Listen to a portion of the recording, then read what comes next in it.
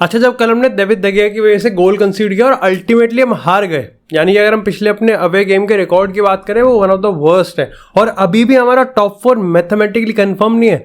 लेकिन जब de Gea की गलती से और येट अगेन एक और मिस्टेक की वजह से हमने गोल कंसीड करके मैच हार गए, तो काफ़ी लोग ये सोच रहे थे कि अब तो टेन हैग इसको रिन्यू नहीं कर सकता। अगर टेन हैग ने यहाँ पर रिन्यू कर दिया, फिर कॉन्ट्रैक्ट रिन्यूअल की बात भी छेड़ दी, तो हम समझ जाएंगे कि मैनचेस्टर यूनाइटेड का कुछ नहीं हो सकता। लेकिन अल्टीमेटली टेन हैग ने पोस्ट मैच प्रेस कॉन्फ्रेंस में यही कहा कि वो अब भी यही चाहता है कि डेविड de Gea यहाँ पर अपना कॉन्ट्रैक्ट रिन्यू करे।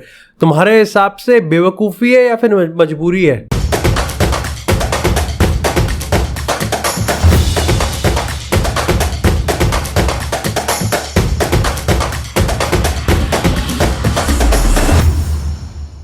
हे guys, welcome back to another episode of football daily. और आज हम दो मैचेस के बारे में बात करने वाले हैं। यहाँ पर सबसे पहले आर्सेनल, न्यूकासल यूनाइटेड और हम वेस्ट हैम के बारे में बात करेंगे। लेकिन उससे पहले थोड़ा फुटबॉल डेली के इर्द गिर्द झांक लेते हैं। और जैसा कि भाई कल प्रॉमिस किया था, जो गिव अवे का रिजल्ट है भाई वो मेरे इंस्टाग्राम के अकाउंट पे स्टोरी डल चुकी है, तो डू मेक श्योर कि आप वहाँ पर जाके ज़रूर भाई एक बार चेकआउट कर ले। और अगला जो इंस्टाग्राम का पोस्ट होगा भाई मोस्ट प्रॉब्ली उस पर भी गिव अवे होने वाला है, तो यार कर लो फॉलो। मैं मोस्ट प्रॉब्ली मैं अपनी पूरी कोशिश करता हूँ कि तुमसे वहाँ बात करता रहूँ और तुम्हारे ओपिनियंस भी वहाँ पर पढ़ता रहूँ।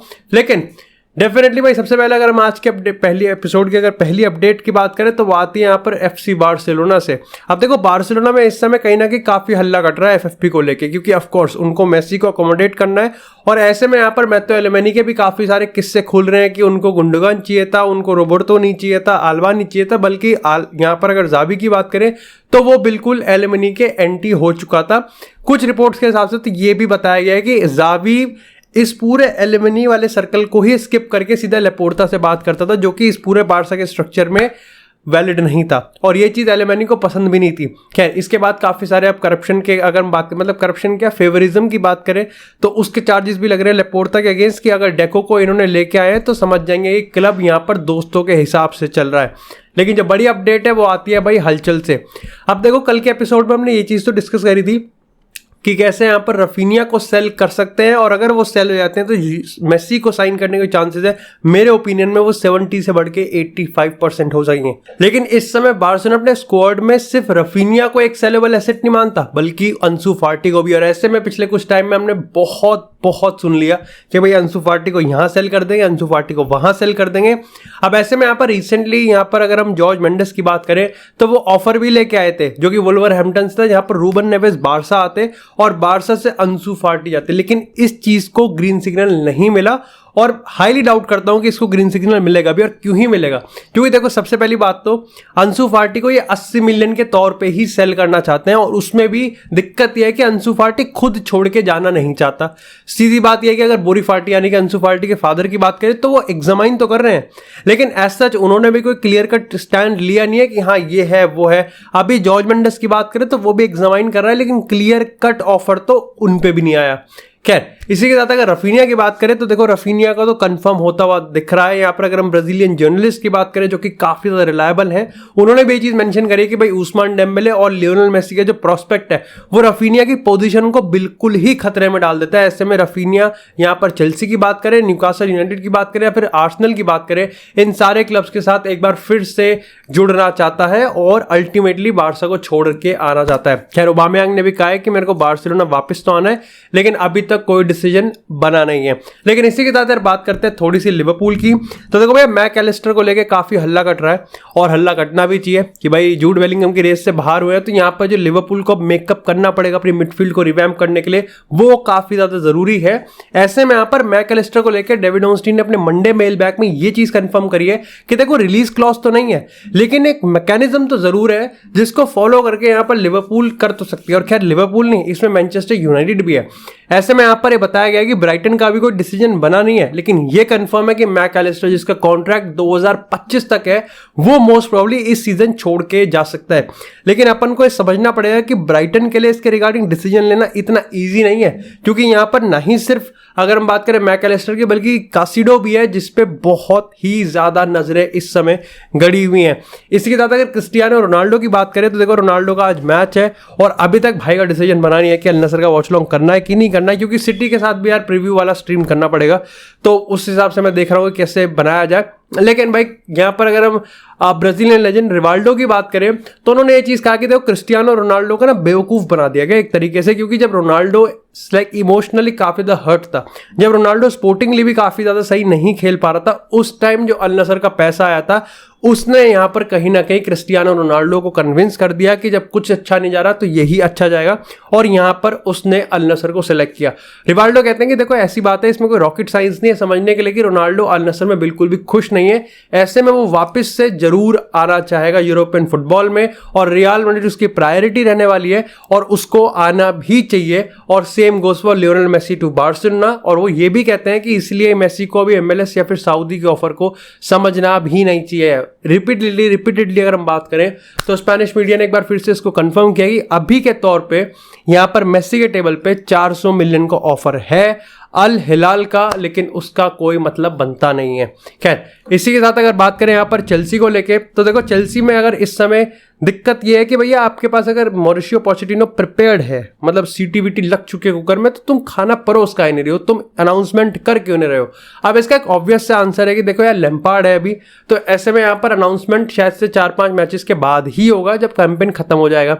लेकिन उसके हिसाब से कुछ लोग मानते हैं क्या हम लोग एक एक्चुअली में यहाँ पर वो देख सकते हैं क्या, ट्विस्ट।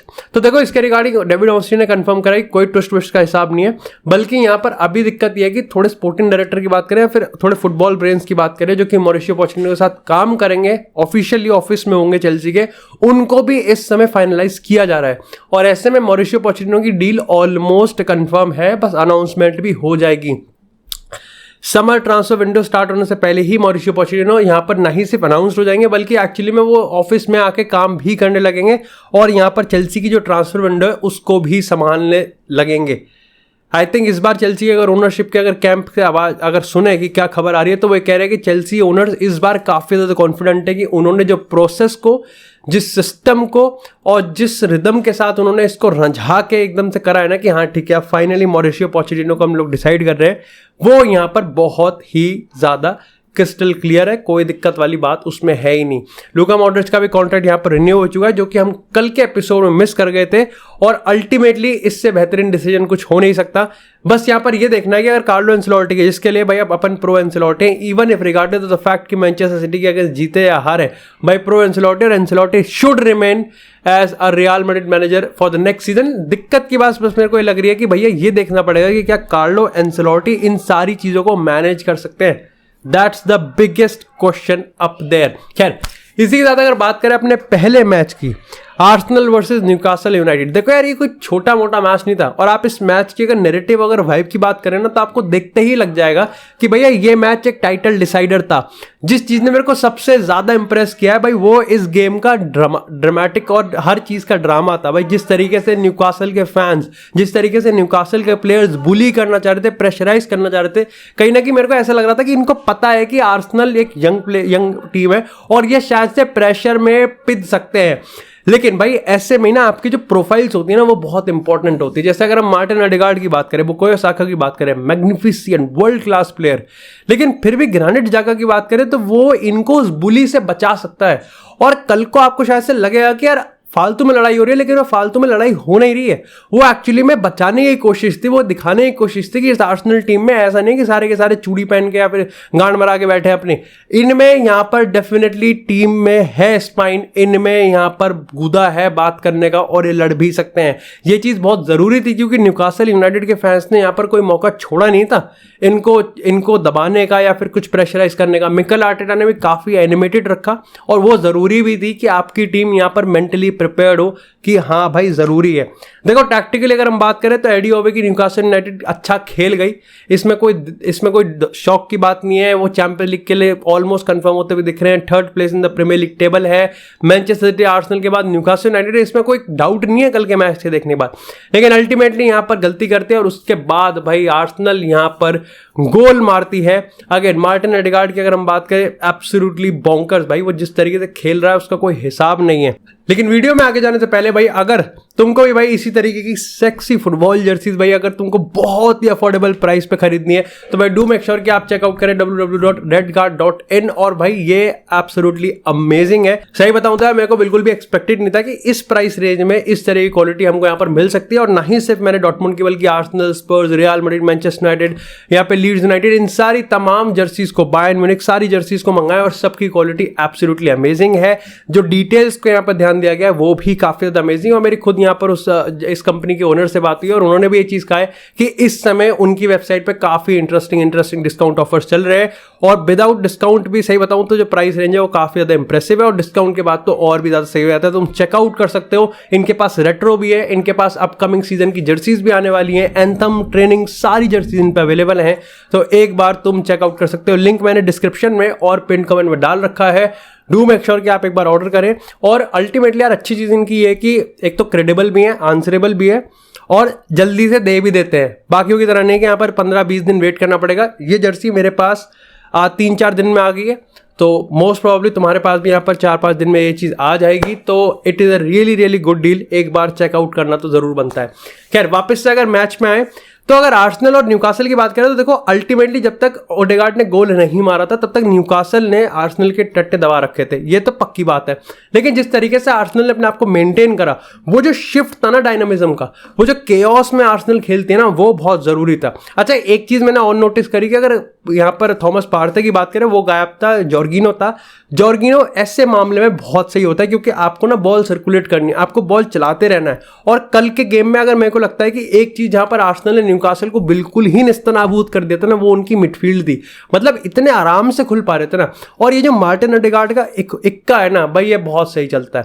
अगेन अगर हम मार्टिनेली की बात करें, absolutely amazing. Yes, Bukayo Saka को लेकर काफी लोग थोड़े से क्रिप्टिक हो सकते हैं कि क्रिटिक हो सकता है कि यार ऐसा परफॉर्मेंस आ रही है, ऐसे परफॉर्मेंस आ रही है, और भी ज्यादा ये यहाँ पर कॉन्ट्रीब्यूट नहीं कर रहा। लेकिन ओवरऑल मेरे को लगता है कि बुकायो साका अनप्रेडिक्टेबल है, काफी हरकतें करता है। तो डेफिनेटली यहाँ पर चीजें हैं और ये चीज हमको भूलनी नहीं चाहिए कि आर्सेनल के पास एक सेंटर बैक ऐसा है जो कि बिल्कुल भी इनएक्सपीरियंस्ड है। न्यूकासल यूनाइटेड के होम पे, न्यूकासल के प्रेस के अगेंस्ट, न्यूकासल के तरीके के अगेंस्ट आपका अगर इनएक्सपीरियंस प्लेयर भी अच्छा खेल रहा है ना, तो वो बहुत बड़ी चीज है। This was the title decider. क्योंकि देखो जीत के भी यहाँ पर ऐसा नहीं है कि आर्सेनल सिटी के ऊपर चली गई, लेकिन आर्सेनल को अपने गिरेबान में और अपना, तो यहाँ पर अगर हम बात करें अपना तरीका, अपने कपड़े तो बिल्कुल ही साफ करने पड़ेंगे, जो कि कल काफी ज्यादा सही था। अगर न्यूकासल यूनाइटेड की मैं बात करूं तो देखो न्यूकासल यूनाइटेड में ही मेरे को काफी सही लगा, लेकिन अल्टीमेटली यस वो मिडफील्ड में थोड़ा स्पेस छोड़ रहे थे।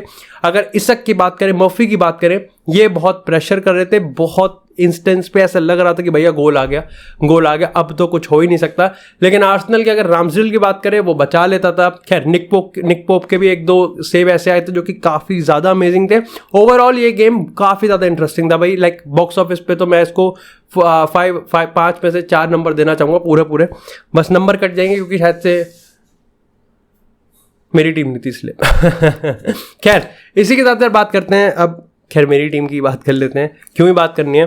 देखो यार, अगर हम डेविड दे गया के ऊपर पूरा का पूरा बढ़ा सा फोड़ देंगे कि भाई तेरी वजह से देख हम हार गए, देखो इसमें कोई डाउट या फिर गलत नहीं है। अगर आप मेजोरिटी ऑफ द ब्लेम आप डेविड दे गया पर डालने वाले हो, क्योंकि ये पहली बार नहीं हुआ जब दे गया की गलती हुई थी। भैया बॉल डिस्ट्रीब्यूशन की देखो हम गाली देते हैं, हम उसके play out from the back पे गाली देते हैं, लेकिन अगर ऐसी गलती करेगा तो गाली क्या भैया, डंडा भी करना पड़ सकता है। लेकिन दिक्कत की बात यह है कि क्या सिर्फ दगिया की वजह से मैनचेस्टर यूनाइटेड हार रही है क्या? अगर ब्राइटन की बात करें, अगर बाकी की बात करें, या फिर अवे गेम्स के पिछले कुछ रीसेंट टाइम्स की बात करें, या फिर जब से हम यहाँ पर यूरोपा लीग से बाहर हुए उसके बाद की अगर रीसेंट फॉर्म्स की बात करें, तो क्या सिर्फ दगिया की ही गलती है क्या? एक्चुअली में आप जब यूनाइटेड को समराइज करने वाले हो पिछले 1-1.5 महीने से, तो क्या आप दगिया की गलती को या फिर दगिया के play out from the back को ही निकालने वाले हो?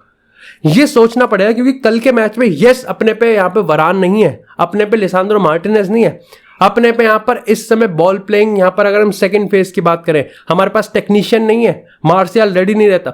लेकिन क्या फिर भी आप कह सकते हो कि एरिक्सन की बात करें, कासिमिरो की बात करें, ब्रूनो की बात करें, राशफोर्ड की बात करें, सारे के सारे अपनी इलीट मेंटालिटी के साथ खेल रहे थे? क्या आप कह सकते हो कि कल वेस्ट हैम के होम में 1-0 डाउन जाने के बाद इस टीम में वो काबिलियत है ही नहीं कि यहां पर गेम निकाल दें? क्या ये वो मैनचेस्टर यूनाइटेड नहीं है? क्या यहां पर अल्टीमेटली आप टेन हैग पे नहीं आने वाले कि टेन हैग की भी थोड़ी गलती निकालनी पड़ेगी? क्योंकि यही तो समराइज यार पूरा। मैनचेस्टर यूनाइटेड के अगर प्लेयर्स की बात करें, ऐसा लग रहा था कि इनको लग रहा है कि 5-0 से हार रहे हैं।